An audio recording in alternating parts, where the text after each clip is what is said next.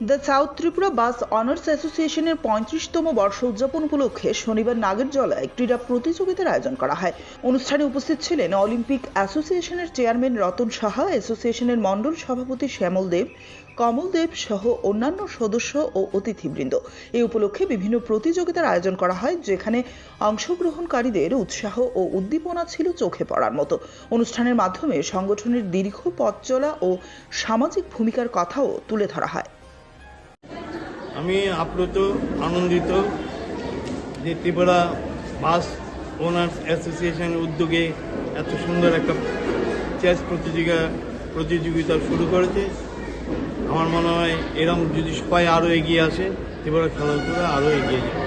আমি যারা করেছেন, কর্মকর্তা যারা আছেন, তাদের প্রত্যেকে আমার ব্যক্তিগত তরফ থেকে এবং ত্রিপুরা মার্চেন্ট ত্রিপুরা অলিম্পিক অ্যাসোসিয়েশনের তরফ থেকে ওনাদের ধন্যবাদ জানিয়ে ছোটো করবো না। এরকম যেন আরও আগামী দিনে যেন আরও বেশি বেশি করে সেই প্রত্যাশা আশা নিয়ে আমি যাচ্ছি। বর্তমান প্রজন্ম যেখানে ফোনে গেমের মধ্যে ব্যস্ত, সেই জায়গায় খেলাধুলাটা দিনের প্রতি হারিয়ে যাচ্ছে, সেটাকে কীভাবে পুনরুদ্ধার করবেন?